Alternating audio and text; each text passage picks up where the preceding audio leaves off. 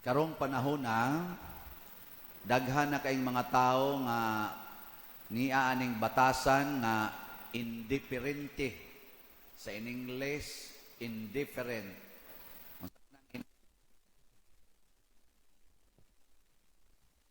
Mao kuno nay outright opposite sa gugma ang indifferentism.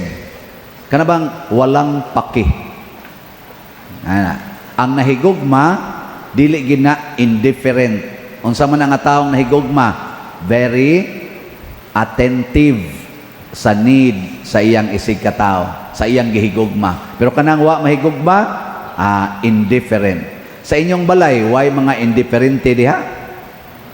Kana bang hapit dili mutagad kay naa sila'y gikabisihan ang ilang cellphone, ang ilang computer, ang games.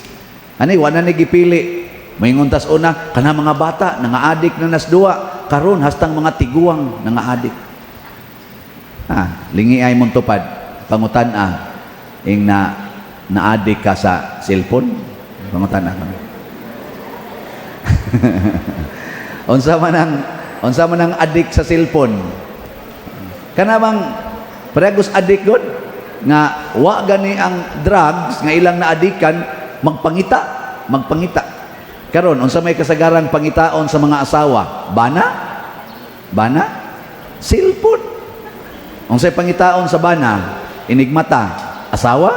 Unsay iya dayong hikapon? Cellphone. Di ba? Unsay pangitaos pare? Inigmata.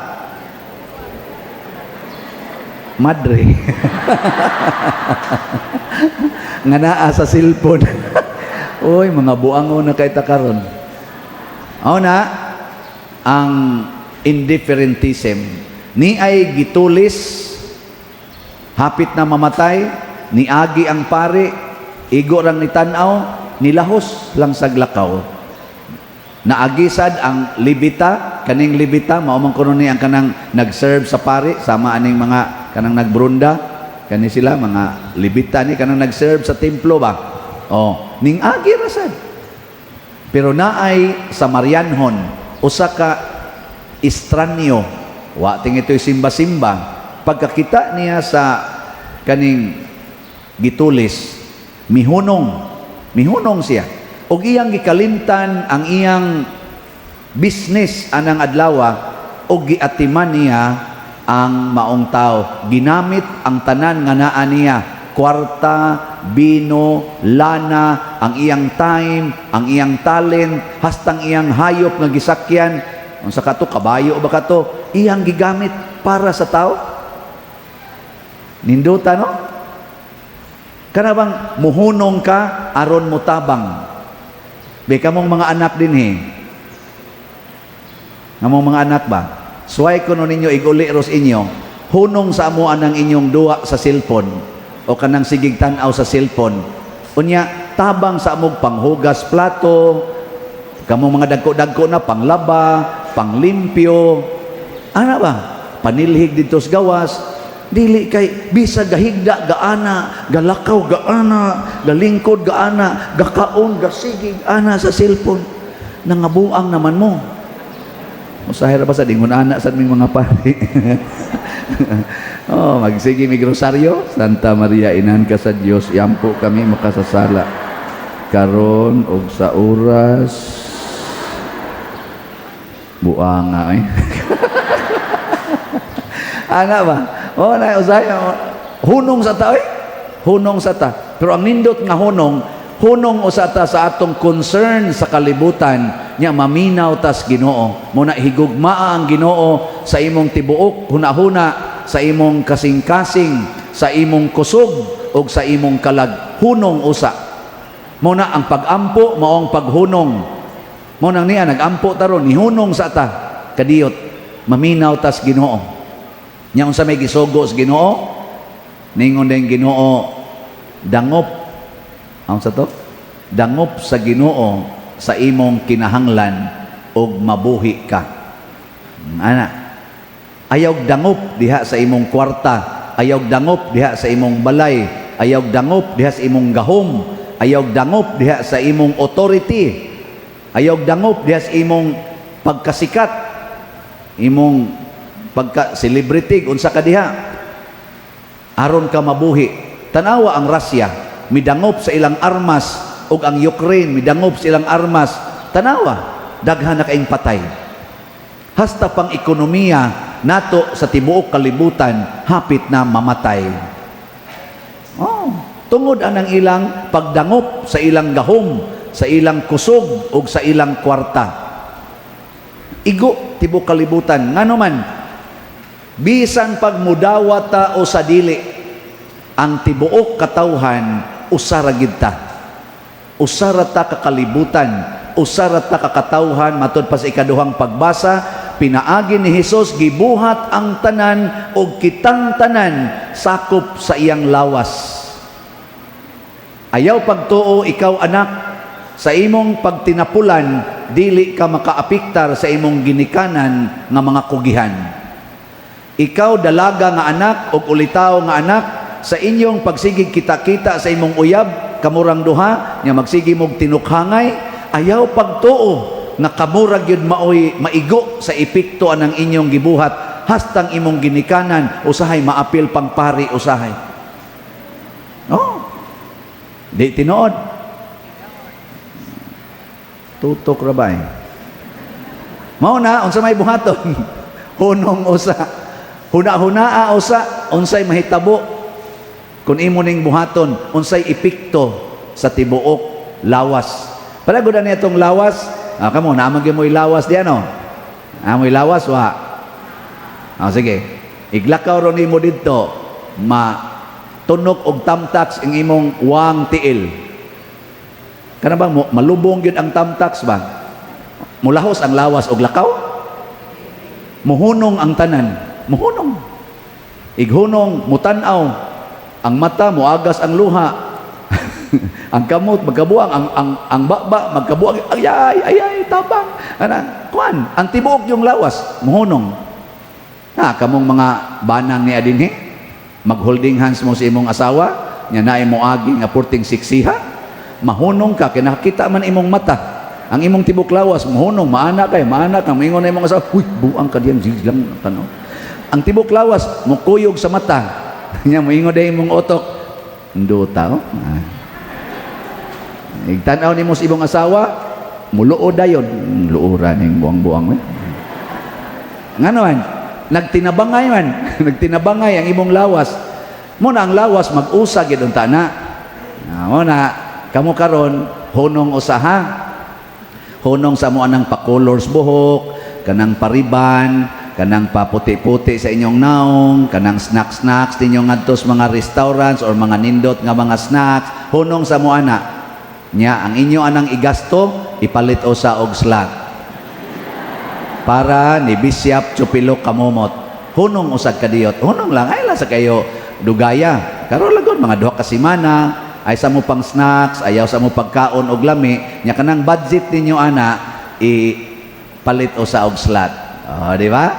Di karon 27 wa na malipayon kayo ang mga daughters of Saint Teresa, ang kongregasyon ni Bishop Chupilok Kamumot, mga madre nga mooy mopahigayon sa atong Thanksgiving Mass para sa iyang pagka-venerable.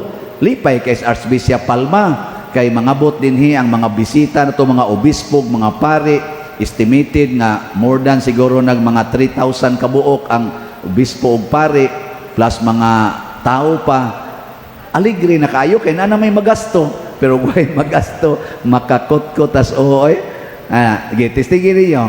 Hunong sa, pareha ba sa kaning kuan ba, kaning Good Samaritan, ni hunong siya, niya ang iyang gigasto niya atong tao nga nasamad. Iyang giatiman, paghuman, iya pag yung giingnan, ang katong tigbantay sa balay, atiman na niya, o kuwang gan ini akong gihatag nimo, punan ko na. Nigamit siya sa iyang kwarta, iya usan gihunong ang iyang personal nga tumong, nga mo iyang paliton atong kwartaha. Ngano man, ni ay nanginahanglan. Unsa may tumong? Unsay tumong? Aron ta malangit. Kay matod pa diri sa magtutudlo sa balaod, magtutudlo unsay kinahanglan kong buhaton aron ako makadawat sa kinabuhing dayon. Timan ibaya kitang tanan ba? Mga matay ra kita. Gani, ang uban dinhi, hapit na. Mailhan mas mga naong, mga tiwasonon. Pero, nindot kayo na, ngandam ta, padung na ginis langit. Sige, lingiyay mong tupad. Lingiyang, na nipalit na kagslat. Pangutan ako na. Pangutan ba? Yung tupad. Hasta ka mong mga bata, pamalit sa mugslat, waman mo ikapalit, pangayo mo ang inyong ginikanan. Ang inyong ginikanan mo, balibad gani, ing na dayon, hunong usa. Ganang hunong sa ba? Ato sa ning ihatag niya, may ngandang inyong ginikanan. O sige, sugod karon ha, wa na'y load. Sugod karon, ato na ning kanaganing maglugaw na lang ta, wa na'y kaon nga lami. Kay kining atong budget para sa pamahaw, paniudto, panihapon, karong simanaha, ipalitan nig slot. Di malipayon kay mo. Siya lugaw na sad. Isa, para ni Bishop Chupilo Kamomot. Ingon day ka, lugaw pa more. Sige kagkaon, lugaw. Tanawa, di ba ini kasunod si Mana? Luspad na kay Mugnaong. Mura na mog linugaw. Pero, ang inyong kasing-kasing, magilak-gilak sa kalipay. Lagi. Labi na gyud og moabot na ang grasya nga ihatag sa Ginoo pinaagi ni Bishop Chupilo Kamomot, healing graces, healing of mind, heart, strength, and soul. So, nindota na malipayon kay mustanan, healing of relationships. Kanarong mga batasan ninyo nga nagkinusmuray, ma-healed na siya. Anong inyo mang kungkusmuran? Tinuod lagi na. Mao na, mabuhi kamo basta mo dangop tas Ginoo. Sa unsang paagi, buhata ang buhat sa Ginoo, ang buhat sa gugma. Sa atong unang pagbasa, gipahinomduman ta nga ang sugo sa Ginoo ni asulod kanato sa kasing-kasing og sa atong bakba. Dili lisod buhaton nganuman tungod kay ang Ginoo maumay nagpuyo nato. Ang problema lang na bisag sayon di nato buhaton adto gitas lisod, adto gitas kalibutanon, adto gitas makapastress nato, no? Mo ginatong buhaton. Tistingi ko ninyo mga bana, hunong sa amuron sa pagsigig communicate sa inyong barkada. Karon lang adlawa kamo mga bana, istoryaha kuno ng inyong asawa. Kana bang anha ra gyud mo magyampungad sa iyang naong, hikap, agbay, kiss, ana. Tanawa, di ba luod kayo? Pero sige lang, hunong lang ana, ano imong kuan? Kadtong makapa-enjoy nimo, hunong. Tanawa, imong asawa wa, mahibong na. Nya makaingon din siya, mura man sa tagbag-ong uyab. Di ba? Sunod tuig magbunyag man sa ta dinhi. Nindot kayo? Sa ato pa, naikinabuhi. Sige, ayaw mo hunong na inyong bisyo. Kadto'y hapyura ang manok. Sige, hapyod anang manok. Hapyod anang Butillas Red Horse. Anang mga pundador, anang emperador. Sige, hapyod diha. Nya uli dayon, duol des imong asawa. Kanang gayang iyangi ng imong naong sa kahubog. Magyaw-yaw na ikaw, pistiha ka, ikaw yawa ka. Maoy sa kab. Bungkagon sa nanimo diyang mga butang. Hasi sa ka. Unsay mahitabo niya ikaw ugma, hasta inyong mga anak magsigi naghilak ug magsigi nagingon kanus pa man mga matay ning mga panuay dagko. May pagwap ako niyo gipakataw nganong mao man sa ni akong ginikanan. Mana na? No, luoy kayo. Sige, katapusang lingi. Basig di na mo kalingi unya. Ingna siya.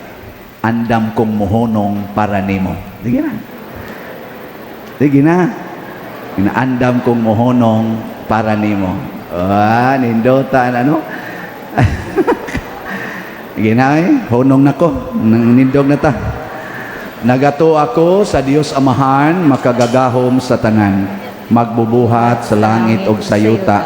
Og kang Hesukristo, iyang anak nga bugtong Ginoo nato, nagipanangkon sa lalang sa Espiritu Santo, gianak ni Maria nga Birhen, gisakit sa sugo ni Poncio Pilato, ilansang sa krus namatay o gilubong, mikunsad sa mga minatay sa ikatulog ka adlaw na banhaw, mingsaka sa langit ug nagalingkod sa tuo sa Dios nga Amahan, makagagahom sa tanan. Gikan dito mobalik siya aron paghukom sa mga buhi ug sa mga minatay. Nagatuo ako sa Espiritu Santo, sa Santa Iglesia Katolika, sa kaambitan sa mga santos, sa kapasayloan sa mga sala, sa pagkabanhaw sa lawas ug sa kinabuhing dayon. Amen. Mga igsoon, ang Dios nung kaayo gipadayag sa Dios diha ni Kristo ug sa iyang simbahan. Busa, isip sakop sa iyang lawas, masaligon kitang mudangop sa atong panginahanglan ug moingon, Amahan, dungga kami. Amahan, dungga kami. Nga diha sa iyang kaparian o katawhan, mapadayag sa simbahan ang gugma sa Dios, pinaagi sa buhing gugma alang sa isig kataw, magampo kita sa Ginoo. Amahan, dungga kami. Nga ang atong nasud makaangkon na sa matuod nga kalinaw ug kauswagan, magampo kita sa Ginoo. Amahan, dungga kami. Nga sila nga nagatiman sa mga naalaot, dili mawad-ag kadasig, magampo kita sa Ginoo. Amahan, dungga kami. Isipon unta sa Ginoo nga takos ug mapuslanon alang kanato nga si Venerable Teofilo Kamumot mabayaw ngadto sa altar sa mga santos, magampo kita sa Ginoo. Amahan, dungga kami. Alang sa mga proyekto dinhi sa atong simbahan nga pinaagi sa pangama o paggiya ni San Vicente Ferrer, magmalampuson og mahuman unta sumala sa atong mga giplano o gipangandoy, magampo kita sa Ginoo. Amahan, dungga kami. Alang sa tanang mga benefactors o donors sa atong simbahan, nga mihatag og pinansyal og lain-laing hinabang, ug alang sa mga nagtrabaho dinhi sa atong mga proyekto, nga hatagan unta sila sa Ginoo ug daghan pang mga grasya sa ilang kinabuhi, malikay sila sa mga kadautan ug mulampos unta ang tanan nilang mga paningkamot, magampo kita sa Ginoo. Amahan, dungga kami. Nga ang mga nangamatay dado na ni Kristo ngadto sa iyang walay katapusan gingharian, magampo kita sa Ginoo. Amahan, dungga kami.